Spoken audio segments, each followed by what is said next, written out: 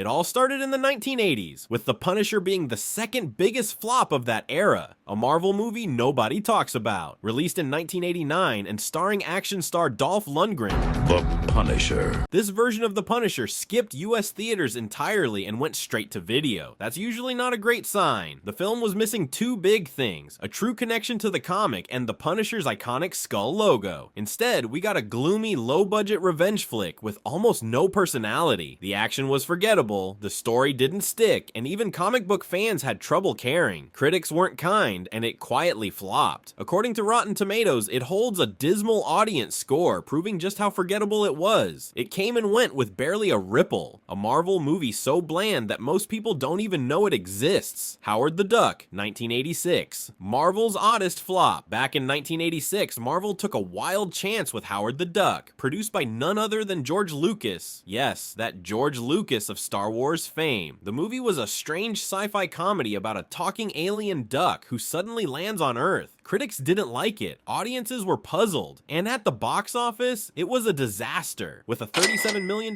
budget but only about $38 million earned worldwide, Howard the Duck barely broke even. And that's before marketing costs. This film stands as Marvel's first big screen experiment, and arguably its weirdest flop. Fantastic Four, 1994, the movie that was never meant to exist. Now here's one of Marvel's strangest stories. The Fantastic Four movie from 1994. Produced by Roger Corman, this film was never intended for release. Seriously. According to Collider and other sources, it was allegedly made for one reason: to help the studio keep the film rights to the characters. With a shoestring budget, bargain bin costumes, and laughably bad special effects, the movie looked more like a fan film than a Marvel project.